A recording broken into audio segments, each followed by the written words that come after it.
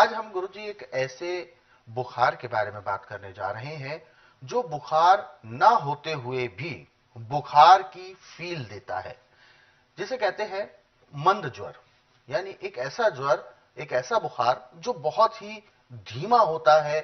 शरीर तो गर्म होता है, लेकिन जब टेम्परेचर वैसे हम चेक करें तो बहुत ज्यादा निकल कर नहीं आता, लेकिन शरीर में हरारत बनी रहती है। शरीर में जो थकावट है, शरीर का टूटना, वो बना रहता है। क्या है ये मंद ज्वर?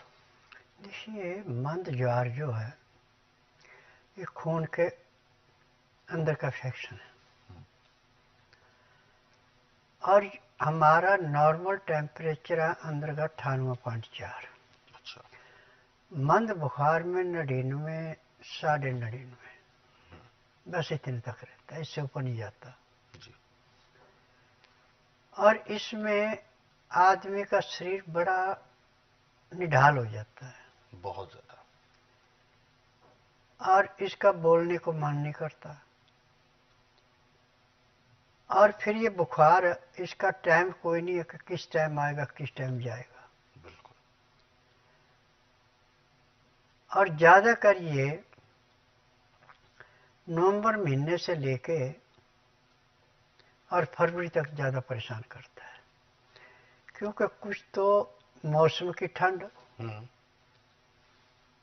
और कुछ जलवायु के परिवर्तन से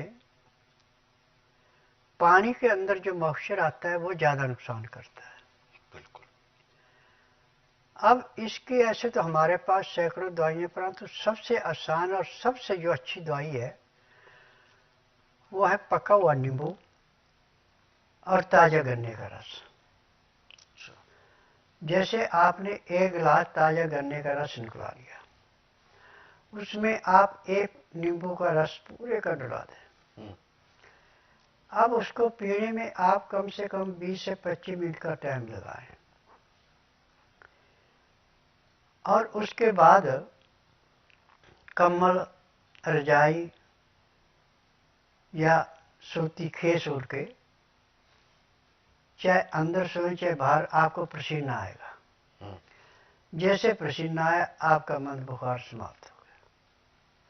परंतु एक बार नहीं करना, ये आपको कम से कम 15 दिन लगातार करना बुखार उतरने के बाद भी, ताकि अंदर का खून का इन्फेक्शन जो खत्म हो जाए। गन्ने का रस अंदर जाते ही ब्लड बन जाता है। अच्छा। और नींबू ब्लड के अंदर जो भी किसी किस्म के कीटाणु हो उनको ऐसे चाटता है जैसे दीमक लकड़ी को चाटती है। जी। अब ये दोनों मिलकर के एक किस्म का अमृत बन गया। खून की कमी को गन्ने के रस ने पूरा कर दिया और खून के अंदर का इन्फेक्शन नींबू ने काट दिया। अब बुखार कहाँ से आएगा? ये सबसे जरूरी होता है। हाँ। परंतु इसके बाद खान पान पे ध्यान देना कि इसमें मैदे का प्रयोग बिल्कुल नहीं करना, चीनी का प्रयोग बिल्कुल नहीं करना, लाल मिर्च हरी मिर्च बिल्कुल नहीं खानी। जो भी आपने मौसम के अनुसार साग सब्जियाँ मिलती है उनमें सिंधा नमक या काला नमक नाम मात्र के लिए डालना, काली मिर्च, हल्दी ये डाल के अपनी दाल सब्जी जो बनानी बनाएं। परंतु उसमें मिट्टी के बर्तन बनाए तो सोने पे सुहागा, नहीं तो पीतल का कलईदार या तांबे का कलईदार या फिर स्टील का बर्तन होना चाहिए और ये ढक्कन दे के पकाना। अमोनिया के बर्तन में यदि आप कोई चीज़ पकाते हैं, कोई चीज़ उसमें रख के खाते हैं तो आपको बजाय लाभ होने के हानि होगी। अमोनियम से सबसे ज़्यादा तो टीबी होती है और ऐसे कई रोगों को निमंत्रण मिल जाता है। और आज मुझे टीवी के माध्यम से बोलते हुए कोई संकोच नहीं है, मैं दावे से करके कहता हूं कि जितने भी अमोनिया के बर्तन में खाने वाले हैं इनके शरीर में कोई ना कोई रोग इलाज भी होता है। और जो कुकर में पका के खाते हैं ये खाना पूरा पकता है, ये फटता है। इससे भी आपको रोग बढ़ता है, दिन दुगने रातें चौगुनी बढ़ता है, घटता नहीं है।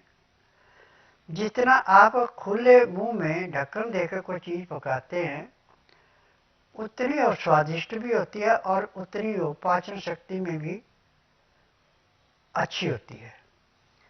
कुकर की चीज ज्यादा देर तक जैसे मर्जी आप एक करें पचाने में भी टाइम लगाती है। और छना हुआ आटा, धुली दालें, छिली हुई सब्जियां, ये भी शरीर के लिए हानिकारक है। चोकर वाला आटा, छिलके वाली दालें, छिलके वाली सब्जियां, हरी पत्तेदार सब्जियां ज़्यादा पर धो करके अच्छी तरह, जितना आप इनका अधिक से अधिक प्रयोग करेंगे उतना ही आपको लाभ होगा।